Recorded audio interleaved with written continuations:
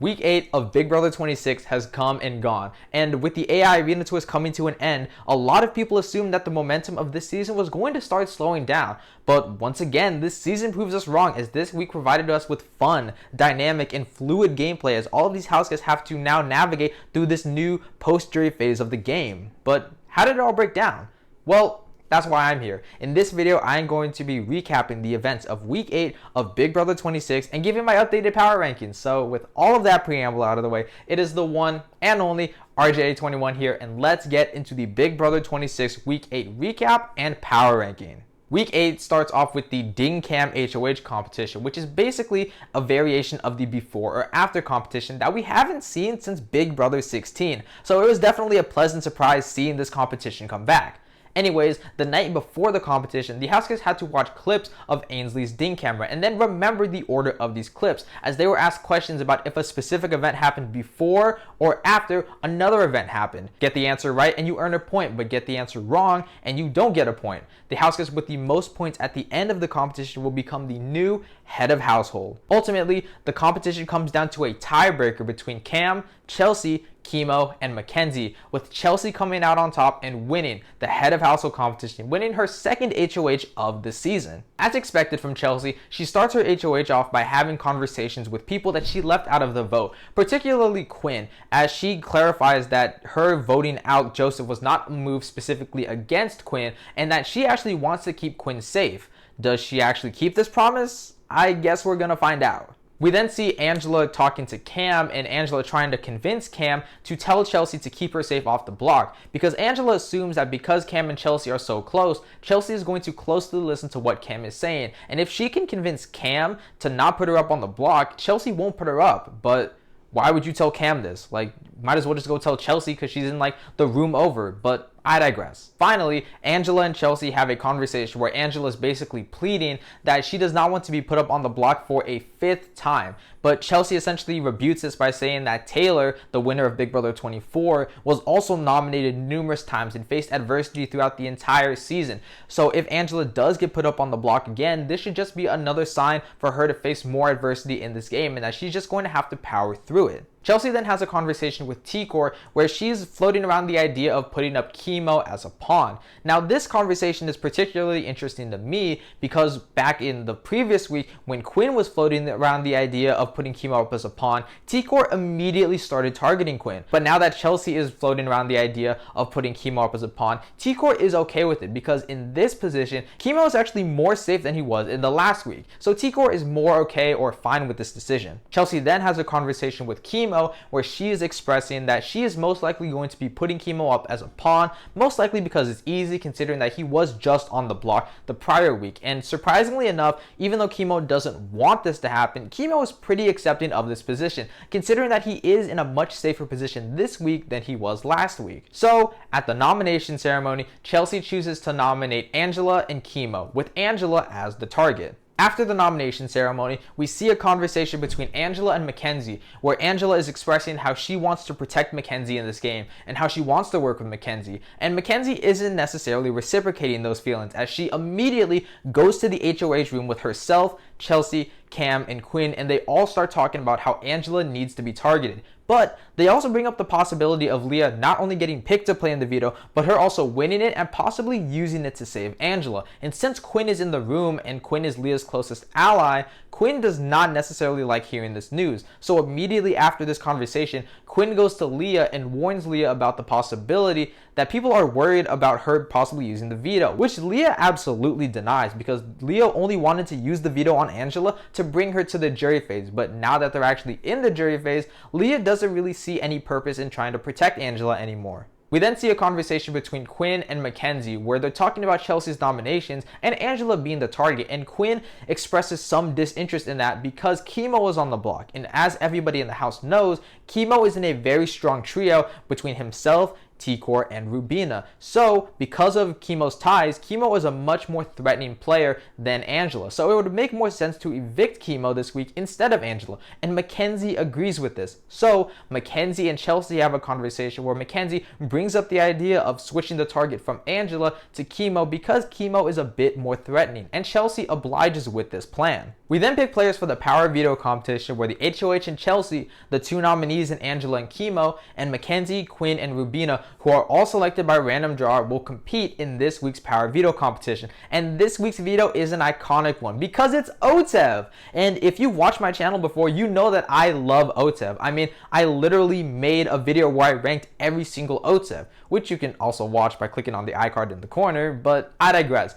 OTEV is a fan favorite competition of mine, and I certainly love it every single season. And this season, it was OTEV, the trash talking trash panda. And just to clear this up out of the way, a trash panda is a nickname for a raccoon. So yeah, I feel like I needed to clarify that because the amount of people who were commenting saying, "That's not a panda, that's a raccoon. I can't believe Big Brother Production would get this wrong." Like, come on, it's like a Google search away. You could find this out on your own, but I digress. OTEV is an iconic competition, and most people know how it works. But for those of you who don't know, basically in this competition, it's like a round of musical chairs where OTEV is going to give the house guests a prompt, and then they're going to have to slide down the ramp and search through the entire backyard to find one of the trashes containing the name of an evicted house guest, and then bring that trash back up the ramp, back to OTEV.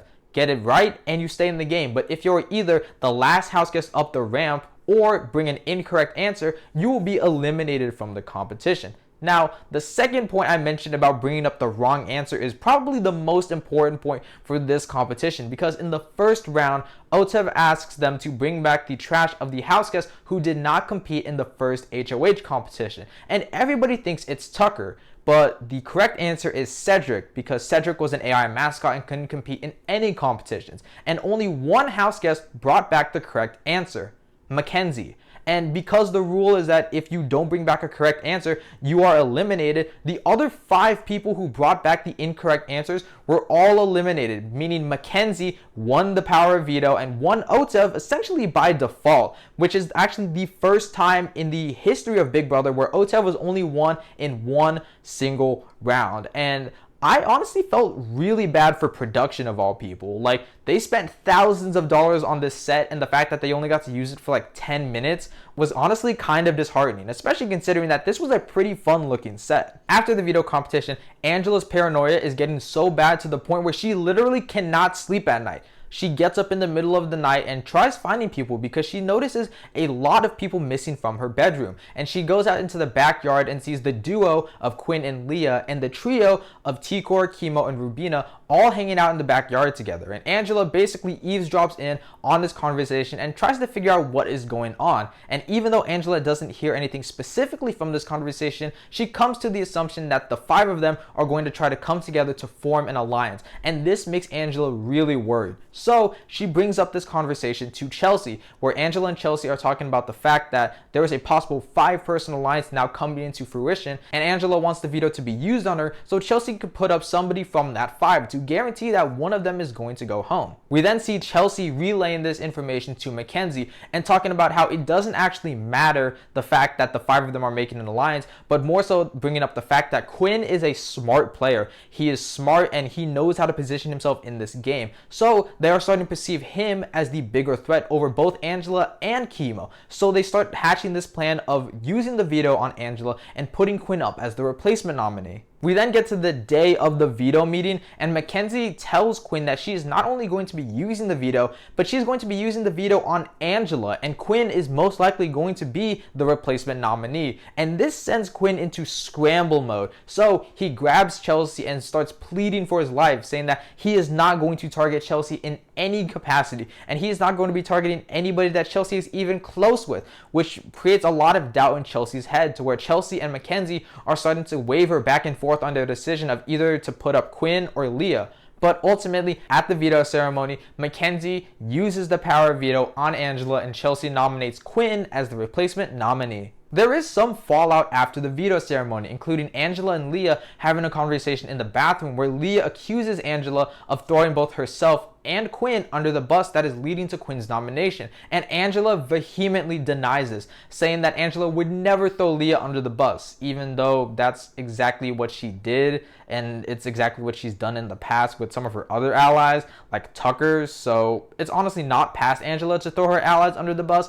but nonetheless, Angela is denying these claims very, very hard. We also see Quinn doing his final rounds of campaigning. He talks with Makensy, talking about how it would be stupid and foolish to keep the trio around, and how keeping him in the game is a shield for both Makensy, Cam, and Chelsie. But Makensy is honestly considering it. But when Quinn talks to Cam, Cam is acting like he's receiving it, but he is not on board with it at all, as he perceives Quinn as the bigger strategic threat. Finally, we see a conversation between Quinn and Chelsie, where Quinn's campaigning actually works on Chelsie, and Chelsie wouldn't mind having Quinn stay in the house over Kimo. But ultimately, it's all for naught, as come the live vote in eviction by a vote of 4-2, Quinn is the 8th house guest to be evicted from the Big Brother 26 house and the first member of the jury, with only Angela and Leah voting to keep him. I wish I could say I had fun, but I didn't. Now get out of my dump, you stupid. Now it's time to get into the power rankings. At number 9, the most recently evicted house guest and the first member of the jury, we have Quinn. And to say Quinn had a tumultuous time in the Big Brother house would be a complete understatement. I mean, the fact that Quinn played those first 2 weeks near flawlessly, and how he was able to include himself in nearly every single conversation, and how he was constantly being brought into alliances because he was perceived as this likable and trustworthy figure, but then it all just absolutely plummets in the 3rd week when Tucker blows up his game. It's really just crazy seeing how much of a roller coaster ride his game has. After week 3, he's essentially never able to recover any of the social capital he lost from the week 3 blow up. I mean, his game is completely exposed, and he's constantly being left out of vote flips, and people are no longer trusting him, and people are always perceiving him as this untrustworthy figure in the house that they honestly didn't want to see go too far in the game, because they feared Quinn was going to blindside them. And to be fair, Quinn was a pretty deceitful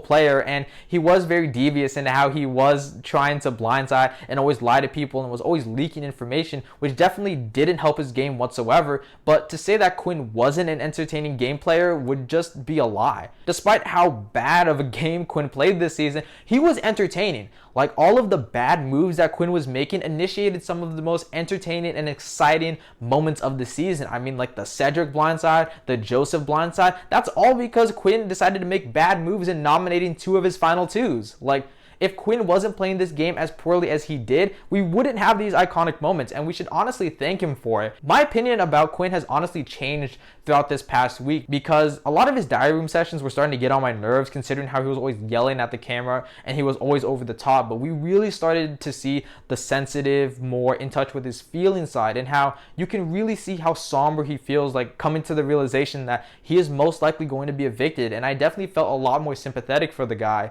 because even though some of his diary room confessionals really rubbed me the wrong way, not in the sense that like they offended me, but I was just really annoyed by them, he was a super fan and he loved this game. And it's always really disappointing to see super fans who love this game as much as Quinn always get their dreams cut short. But ultimately, Quinn was a very entertaining player, but his gameplay was not as good. Definitely not a 7.2 out of 12 like he's claiming. But honestly, it was still really fun seeing Quinn play the game. But unfortunately, he has been evicted, and he is now here at number 9. To be a good Big Brother player, you have to be able to bounce back from difficult situations, and to be a great Big Brother player, you have to be able to avoid those situations. And so seeing 2 of my HOHs be unsuccessful really stinks.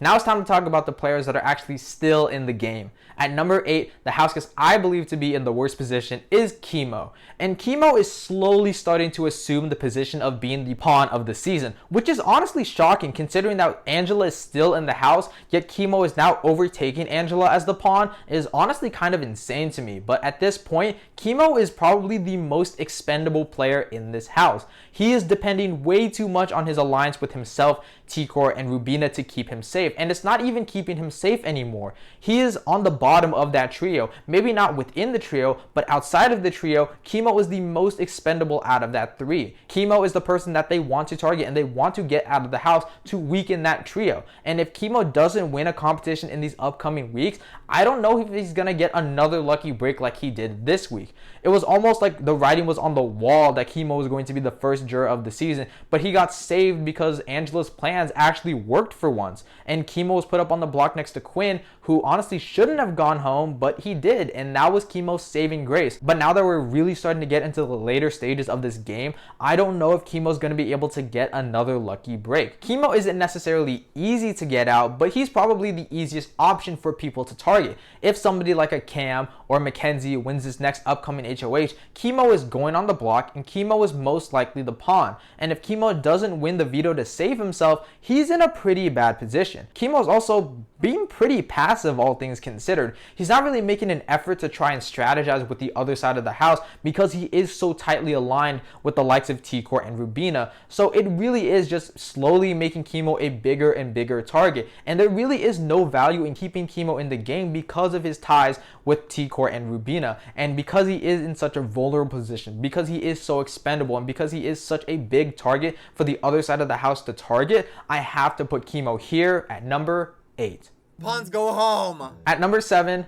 I have Angela. And Angela is still an expendable pawn. Let's not get it twisted. Let's not magically assume that, oh, because Angela's not in the worst position in the house, she's doing better. But honestly, this week for Angela was kind of good.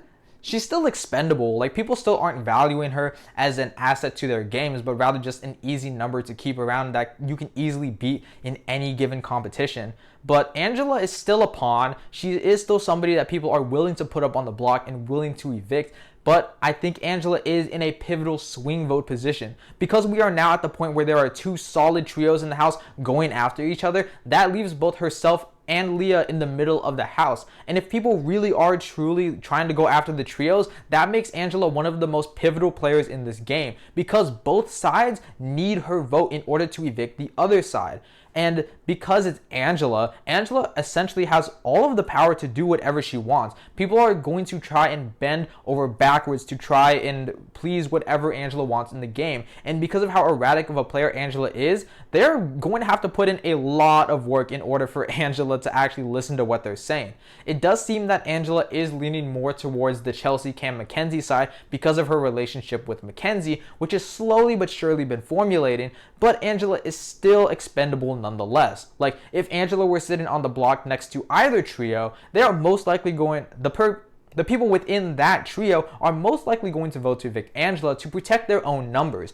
And if Angela is sitting on the block next to Leah, which honestly isn't likely, but if that does happen, I do think that Leah is kept over Angela because Leah is perceived as a more valuable and trustworthy and reliable number in comparison to Angela.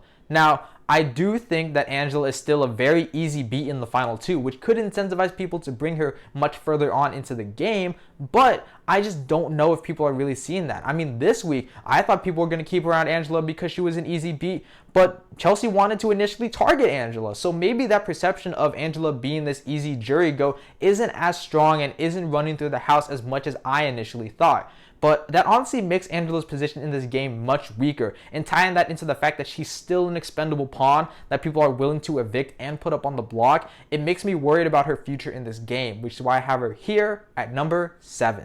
So Chelsie tells me I'm the Taylor Hale of the season. Okay, Chelsie, I'll take that. I'll be the Taylor Hale of the season, and I'll be laughing all the way to the bank when I cash that $750,000 check. At number 6, I have Leah, and Leah losing Quinn this week was probably one of the worst things that could have happened to her game. She was already in a pretty precarious position because of how she lost Joseph last week, but now that she lost Quinn this week, she's essentially forced to work with Angela, and we've seen in the past that Angela is not exactly the most trustworthy ally in the world. So Leah is essentially fighting this game on her own, but I do think Leah has some upside in the fact that she is now seen as this pivotal swing vote. Like I said with Angela, the two trios are going after each other, and if they want to take out the other side, they need Leah's vote. And I think people do respect Leah enough because of her using the veto.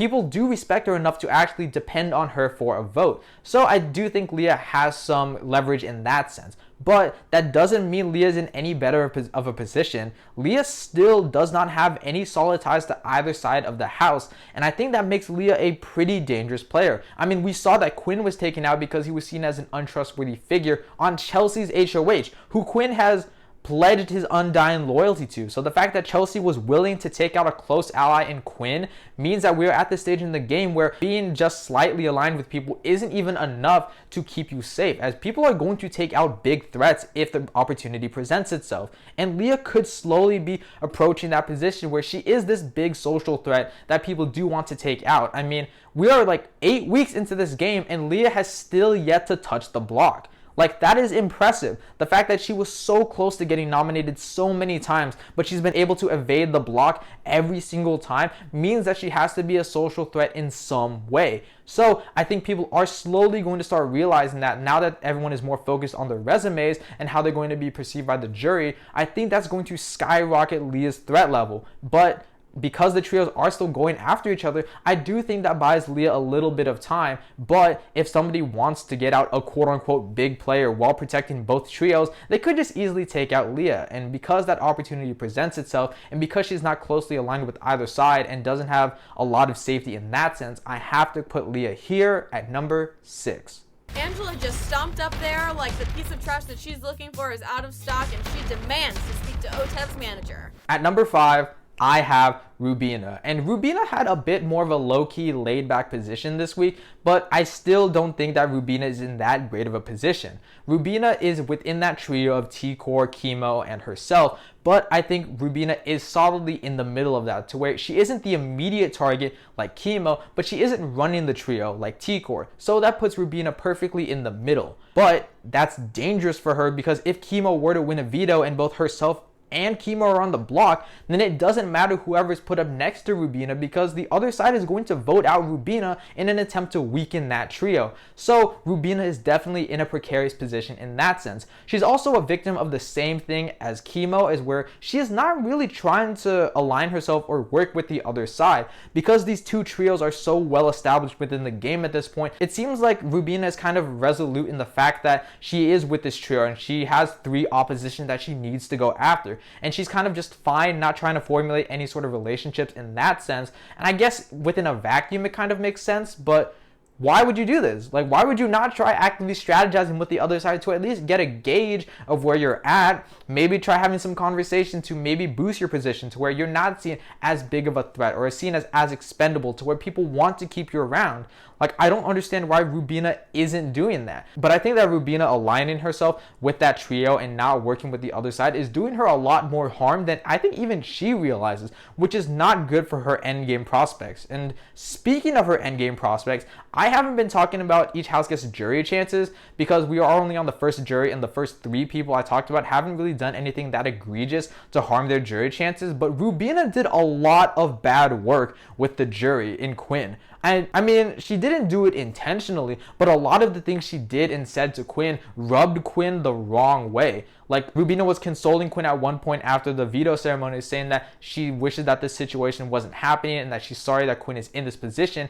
And even though Rubina was genuinely being heartfelt and trying to open up her heart to Quinn, Quinn was not receptive of this at all. And it was actually getting pretty pissed off at Rubina for trying to do this, because he perceived it as Rubina being fake, even though that was Rubina trying to be genuine. And this is apparent in the fact that Quinn rejected Rubina's friendship bracelet at the live eviction. Like, Rubina tried giving Quinn something and Quinn just outright rejects it. So that definitely cannot be good for her jury chances. The fact that the mayor of the jury house doesn't even want to root for Rubina that much. And so considering that, along with her pretty precarious position within the house itself, I have to put Rubina here at number 5.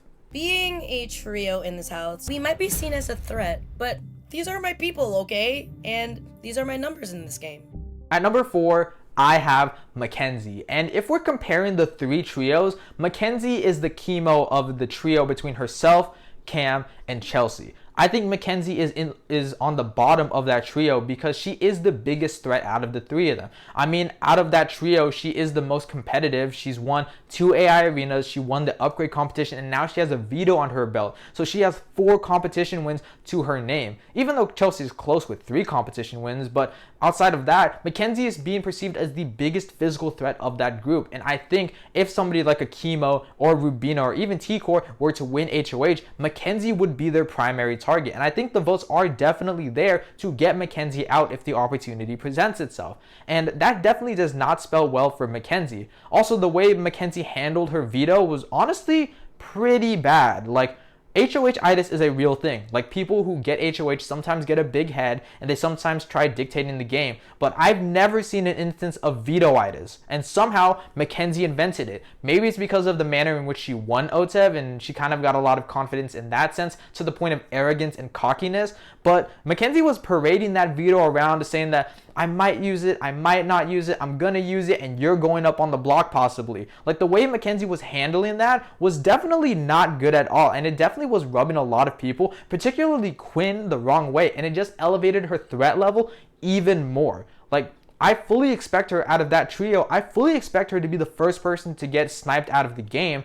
And that's honestly really bad for Makensy, considering that she actually has somewhat decent jury prospects. Now, I say somewhat decent because before the eviction, it seemed like Makensy was in pretty good graces and she was garnering a little bit of respect. But because she essentially blindsided the first juror in Quinn, Quinn is definitely not having the highest regards of Makensy, especially considering the fact that when Quinn hugged Makensy on his way out, he didn't even give her like a real hug. Like, he was like, his hands were balled up in fists. Like, he really did not want to give that hug to Makensy at all. So I don't think Quinn necessarily has the most positive reception of Makensy's game, and I think that is definitely going to hurt her. I will say that I think she is in a better position than the other trio in Kimo and Rubina because she is able to win comps, and I do think that is going to put her in a better position considering that we are in this endgame phase where these comps are supposed to be getting more physical, so that definitely is going to lean in her favor. But I think Makensy is still in a pretty dangerous position in and of itself because she is on the bottom of that trio,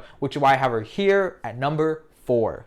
What matters is that Quinn is a far more dangerous player than Kimo or Angela. And now that I have the veto, Chelsie and I have a chance to take a shot at him or his closest ally, Leah. At number 3, I have Cam. And if we're comparing the two trios to each other again, Cam is the Rubina of the group, to where he isn't in immediate danger and is the primary target of the trio like Makensy, but he isn't running the trio like Chelsie, so he's perfectly positioned within the middle. But like I said with Rubina, this puts Cam in a pretty dangerous position because if Makensy wins a competition, which she has proven multiple times that she is able to do, that puts Cam in a lot of danger. Like, especially if Cam is sitting next to like Chelsie, that is putting Cam in a really, really bad position, as Cam just simply does not have the social ties that Chelsie has. But Cam is continuing to get brought further and further on in this game because, like I've been saying, he is a likable, affable dude, and people want to keep him around because he is just a good presence to have. He has proven himself to be a loyal ally and a loyal soldier who is going to fight by their side. And now that Chelsie has Cam, Chelsie is going to want to bring Cam as far in this game as possible. Maybe not too far because Cam could win some more physical competitions and that could pose a threat to Chelsea's game. But Chelsie does want to drag Cam further on in this game. But the biggest concern I have for Cam's game is his endgame prospects. Like, there is this possibility of the all-women's alliance actually formulating within itself and the final 6 actually wanting to be all women. And that puts Cam in a really, really dangerous position. I don't think that means he's going to be the target for the final 8, but final 7 is going to be the most dangerous round for Cam. Like, if Cam does not win HOH at the final 7, Cam could be very much so screwed, because if the possibility of all of the final 6 being all women presents itself, they're going to take that opportunity, and that puts Cam in a lot of danger. But I think if Cam can survive the final 7 round and he is able to make it further with the likes of Chelsie, I do think Cam has a much deeper run in this game. And I think if Cam can make a couple more moves to build a bigger resume with the jury, Cam could genuinely have a real chance of winning this game, which is so funny considering the laid back approach he's had to essentially this entire game. But it's honestly almost turning around for Cam, and because of the possibility of things turning around for him, I have to put him here at number 3. Words mean nothing to me at this point. You can cry as much as you want. So I'm ready for war now. It's a different type of Cam playing this game now, I would say. At number 2, I have T-Core, and T-Core is the leader of the trio between herself, Kimo, and Rubina, and this is apparent because she is in the least amount of danger out of all 3 of them, despite being the most dangerous player. T-Core continues having really solid ties with the other side, to where she is pretty well ingrained with the other side, to where they won't immediately target her. They're more so looking at targeting Kimo and Rubina, and that puts T-Core in a great position. This HOH honestly was also working in her favor, because getting Quinn out is somebody who was directly targeting that trio. So even though it was probably better for the likes of Cam and Makensy's game to get out Kimo instead of Quinn, because Quinn is now out of the game, that puts T-Core in an even more powerful position. She now has the opportunity to target both Cam and Makensy if she were to amass power by winning another HOH competition, and even if she doesn't win it herself, she has 2 loyal allies who will do whatever she wants if they do end up winning HOH. So this does put T-Core in a powerful position to run this game. The only worry I have is that because these endgame comps could become more physical, that does put the likes of T-Core's trio at risk, because I don't think, now this isn't me trying to shame them, but looking at the track record, Makensy and Cam have been doing a lot better in these physical comps in comparison to the likes of like T-Core and Kimo. So that definitely does make me worried. Like, T-Core could definitely lose this war between her trio and Chelsea's trio if the competitions don't end up going out her way. But even if both of her allies in Kimo and Rubina are taken out back to back, I don't think they take T-Core out immediately afterwards, because she is so well ingrained with the other side, and because the other side genuinely likes her on a personal level so much, I don't think that puts T-Core in immediate danger. I think T-Core is honestly set up really well to make it deep into this game, and she probably has some of the most jury equity out of everybody left on the cast, to where if she's in the final 2, she beats nearly everybody, and the only person I don't know if she beats is Chelsie, and that's honestly because it's such a toss-up between the 2 of them, because both of them are playing such good games. But honestly, if T-Core can continue this position where she's managing her threat level despite being the leader of her trio, I think T-Core is set up really well for this endgame, which is why I have her here at number 2. I knew that Tucka was the wrong answer. And so when I saw Kimo, Chelsie, and Quinn all pick up Cedric's trash and toss it to the side, I was literally convulsing.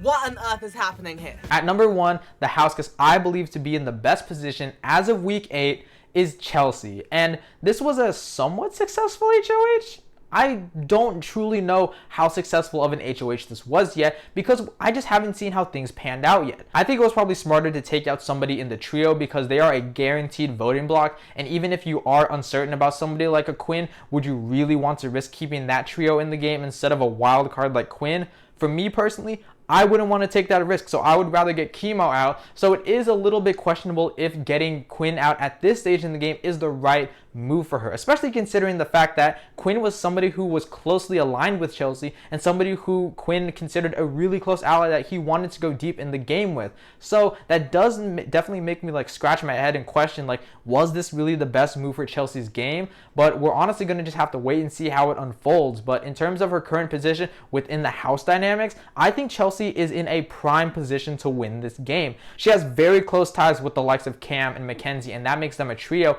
but she has actually maintained a lot of good relationships with the other side of the house, to where Kimo was fine being the pawn for Chelsie, even though Kimo could have easily had the vote flipped on him, and both Rubina and T-Core want to continue going further in this game with Chelsie, even though Chelsie put up one of their numbers. That just proves how good of social capital Chelsie has within this game.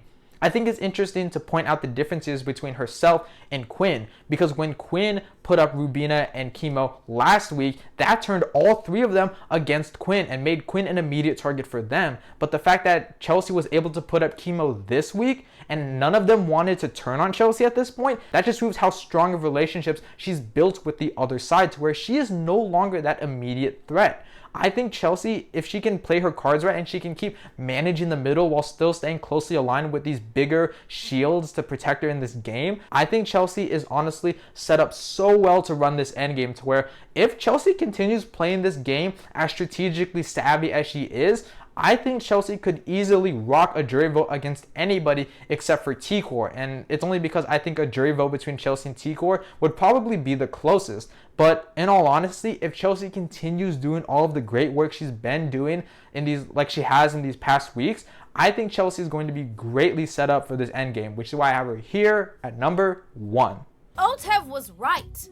We are a bunch of dumbasses. Overall, this was honestly one of the more tame weeks of Big Brother this season. Like, there wasn't some big fight that caused this massive implosion of the power structure and everybody was scrambling to pick up the pieces. Like, no, like, there was an initial target, but those targets changed and it ended up being Quinn who was taken out. And even though Quinn was taken out in pretty entertaining fashion, like the fact that Makensy, somebody who has been so against Angela since the beginning of this game, was the one to use it on Angela is honestly so funny to me. Like, if you told me at the beginning of this season that Makensy would use the power of veto on Angela at any point in this game, I would call you crazy. But this is just Big Brother 26 for you, as everything just keeps evolving, everything keeps changing, and everybody keeps playing this game in such an unpredictable way that my head is honestly still spinning trying to figure out why Cam and Makensy thought it was better to take out Quinn instead of Kimo. Like, this season makes no sense. In all honesty, a lot of this season doesn't make any sense, and I'm honestly enjoying that. I would much rather have all of this unpredictable and chaotic gameplay instead of a boring, predictable steamroll.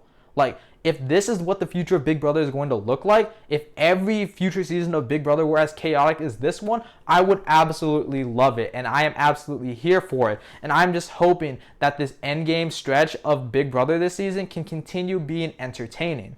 But those are just my thoughts. Leave your thoughts in the comment section down below. Be sure to like, subscribe, and share with your friends if you have any of those, and I'll see you all in the next video. Peace. Angela, we're doing a shot together. Hell yeah, I am. And if you guys have a pot, I'm gonna have a pot too.